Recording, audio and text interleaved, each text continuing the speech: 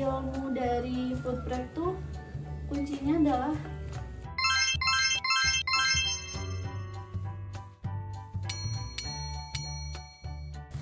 kita buka dulu belanjaan yang tadi kita udah beli. Lihat aja ini.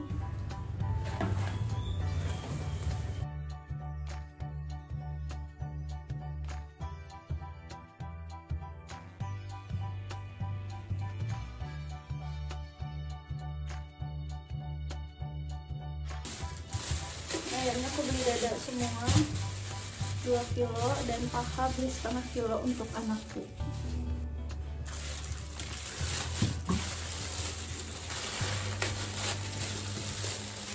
Ini perlu ada kresek deh gitu. Nah ini untuk ayamnya mau aku pisahin, kayak tulang-tulang yang lumayan gede ini mau aku pisahin buat dijadiin sop biar cepet, biar semua beres ya. Ini kita umpuk dulu aja.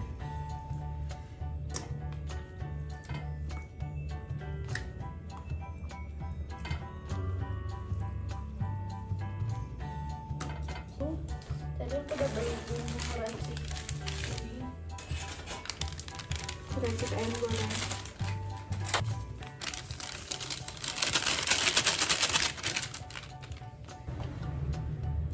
Ini kita kasih air.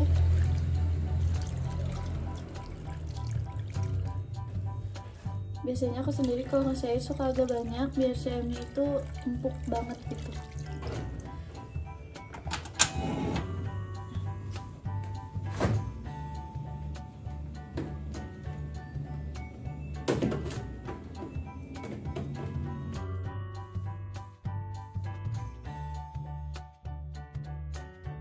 Kita tata dulu tahu.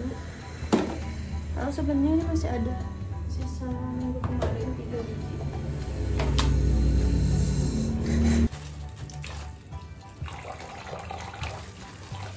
Nah aku sendiri kalau misalnya tahu nyimpannya itu suka dicuci dulu kayak gini. Jadi biar gak gampang asam, terus tahan lama gitu di kulkasnya. Soalnya kan di pasar mata ke plastiknya pasti dipegang-pegang tuh sama amangnya, sama abangnya. Nah ini kita cuci dulu.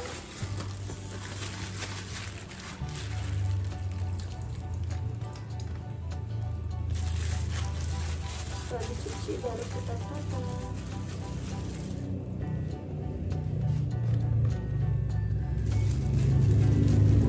Ditata, jangan lupa dikasih air kayak gini sampai semua permukaan tahunya ketutup. Karena kalau misalnya nggak kita kasih air ya percuma ya, disimpan di kulkas tetap bakal nggak tahan lama gitu. Jadi harus tetap dikasih air kayak gini sampai semua permukaannya tertutup gitu. Habis itu ini kita tatain dulu bawang merah bawang putih. Nah biasanya bawang merah bawang putih itu selalu aku iniin apa? Aku kupasin. Cuman ini karena takut anak-anak keburu bangun, sementara dimasukin ke wadah dulu aja ya. Biar cepet.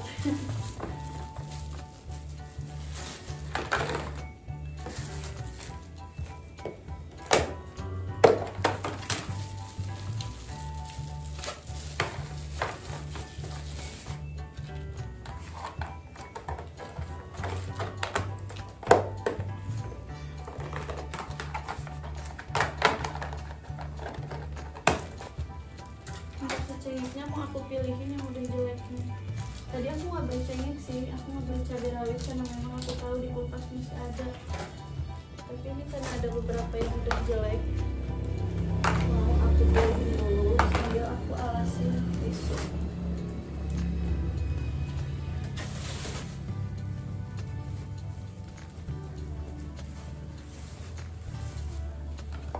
Nah untuk penyimpanan cabai rawit, kalau mau awet itu simpannya di kulkas, dan kalau bisa pakai wadah tertutup. Kalau misalnya belum punya wadah kayak gini, bisa juga pakai plastik ya. Pokoknya usahain tertutup. Kalau misalnya ngebuka gitu, maksudnya nggak dia tertutup itu pasti apa tuh, lebih cepat busuk atau lebih cepat kering gitu. Nah, lebih bagusnya lagi disimpannya tuh di wadah tertutup kayak gini, terus dikasih alas. Bisa juga kan sekarang udah banyak ya wadah-wadah untuk food prep, kayak yang bawahnya tuh udah ada kayak jaringnya gitu. Jadi kalau misalnya basah tuh airnya di bawah gitu.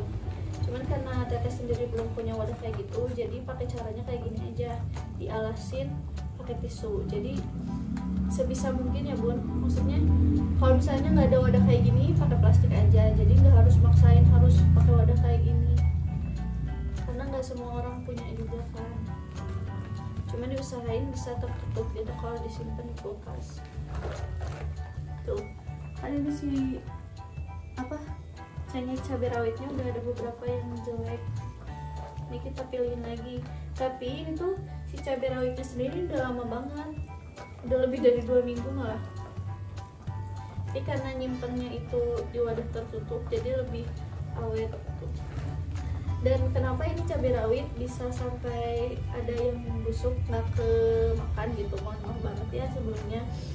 Soalnya sebelumnya Pak suami yang suka belanja, jadi tiap pulang kerja tuh dia suka belanja gitu, bawain belanjaan. Nah sedangkan dia nggak nanya dulu ke aku di kulkas masih ada apa gitu. Jadi kan otomatis dia nggak tahu tuh, akhirnya beli lagi si cabai rawitnya. Ya kita kan nggak mungkin makan cabai rawit selalu ya, makanya ada sisa kayak gini. Selanjutnya ini aku mau nyimpen toge. Nah untuk teman-teman semua, sebenarnya bagusnya kalau sayuran itu tuh belinya ngedadak ya, jadi biar lebih fresh. Cuman karena ya balik lagi, kita sendiri nggak bisa tiap hari ke tukang sayur, jadi pintar-pintar kita untuk nyimpen sayuran biar lebih tahan lama di kulkas.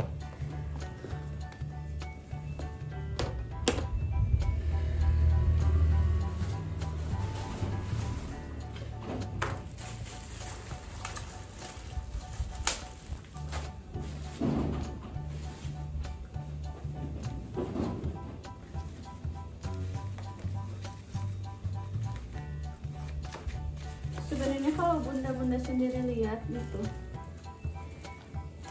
ilmu dari food prep tuh kuncinya adalah sayuran-sayuran tuh selalu tertutup.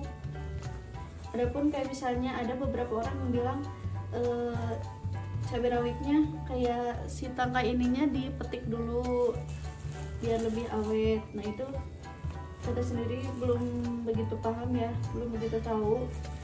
Cuman selama ini yang udah teteh terapin, yang penting disimpan di wadah tertutup kayak gini, insya Allah lebih tahan lama dibanding kita langsung simpen gitu aja di kulkas. Nah sebenarnya kalau misalnya nih bunda-bunda semua misalnya dari pasar kayak gini langsung disimpan di kulkas tuh bisa aja. Cuman kan kadang kita tuh kalau ngebukanya suka disobek gini. Nah nanti pas disimpan lagi di kulkas langsung disimpan lagi kayak gini. Nah sedangkan kalau misalnya ngebuka kayak gini tuh biasanya lebih cepat kering atau misalnya lebih cepat busuk.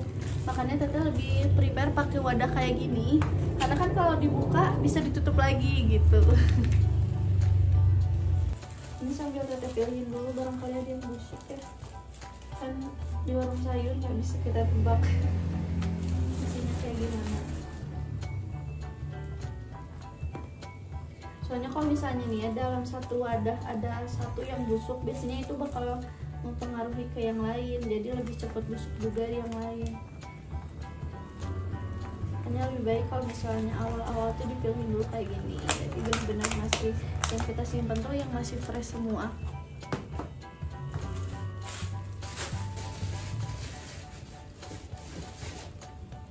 Nah ini teteh mau ngerapin dulu jagungnya. Nah untuk jagung sendiri biasanya nggak aku cuci dulu, jadi nanti dicucinya kalau misalnya mau dimasak biar lebih awet. Sama ya sayuran lain juga lebih baik dicucinya kalau benar-benar udah mau dimasak, ketika dimasukin ke wadah tuh ya udah dalam keadaan kering gitu. Kalau misalnya basah biasanya lebih cepet basi juga sih, lebih cepet busuk gitu. Nah jagung biasanya Teteh suka pakai plastik wrap kayak gini. Plastik wrap, plastik apa ya ini namanya? Ya plastik kayak gini lah. Tujuannya biar rasa manis dari si jagungnya itu tetap kejaga. Karena kan ini nggak semua jagungnya langsung mau Teteh masak, mau aku masak. Nah biar lebih awet dan tahan lama, terus si manisnya itu nggak hilang, aku plastikin kayak gini. Kalau misalnya mau dalam plastik biasa juga bisa ya, cuman Teteh sendiri suka pakai plastik gini karena memang suka nyetok di rumah plastik kayak gini. Karena jagung itu sering Teteh beli juga, sering aku beli juga karena pas suami suka jagung, suka direbus, kadang dijadiin perkedel atau buat gorengan gitu, jadi bakwan pakai jagung.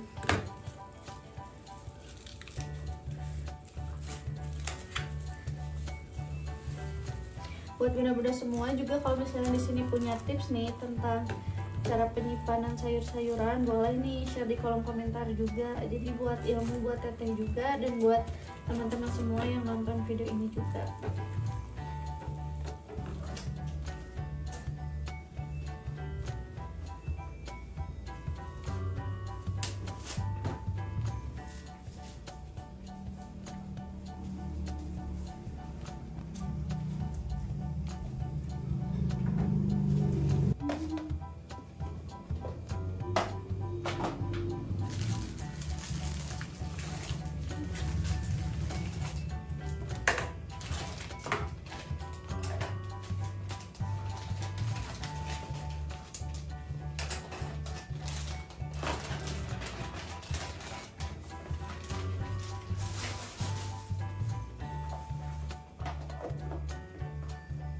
Sendiri Teteh suka masukin ke wadah kayak gini, jadi nanti tinggal masukin ke freezer. Untuk tahu bakso yang tadi dibeli juga Teteh simpen ke wadah kayak gini. Sebenarnya nggak disimpan kayak gini juga nggak apa-apa, cuman karena biar rapi aja gitu ya.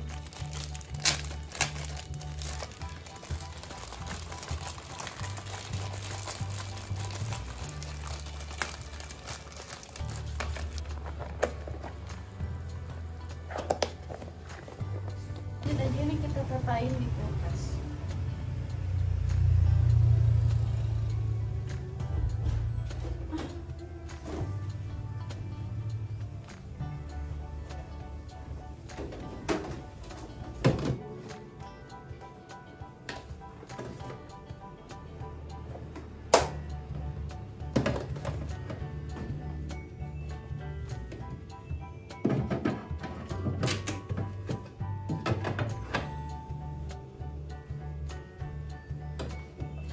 Telur yang tadi kita beli kita tata dulu.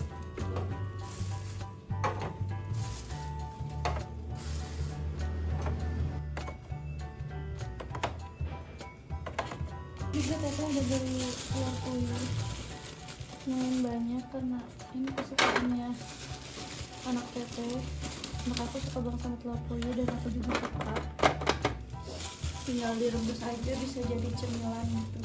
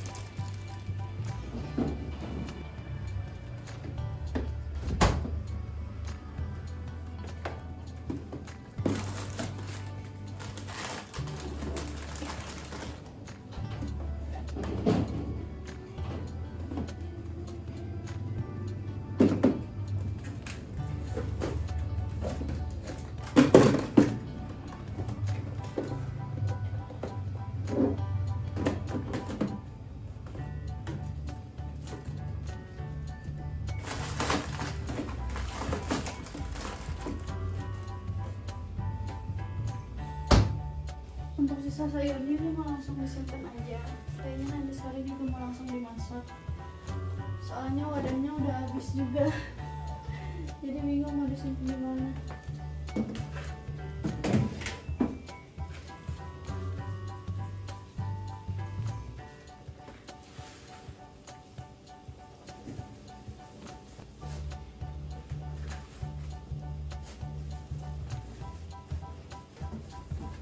Ayo, karena udah dipotong-potong.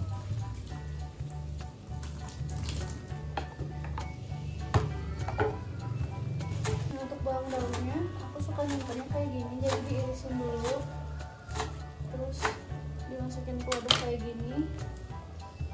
Terus itu nanti tinggal simpan ke freezer, jadi kan nanti ngebeku tuh.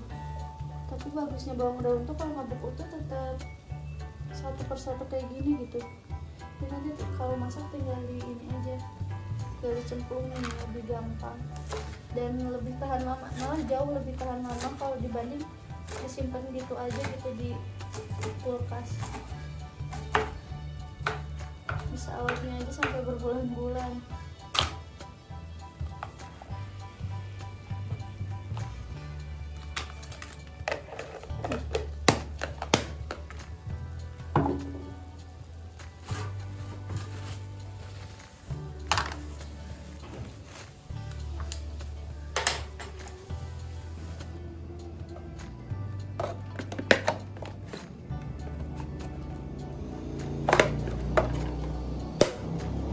Ini juga kayak daun jeruk, juga kayak ada kunyit. Ini biasa kita simpan ke freezer kayak gini karena lebih tahan lama. Bahkan ini kayaknya udah berbulan-bulan banget, sangat-sangat lama masih awet karena beku gitu.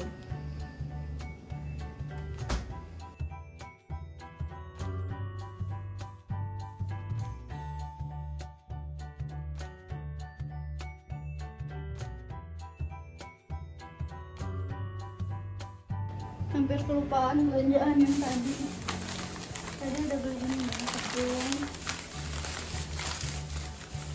tepung serbaguna, juga bumbu-bumbu.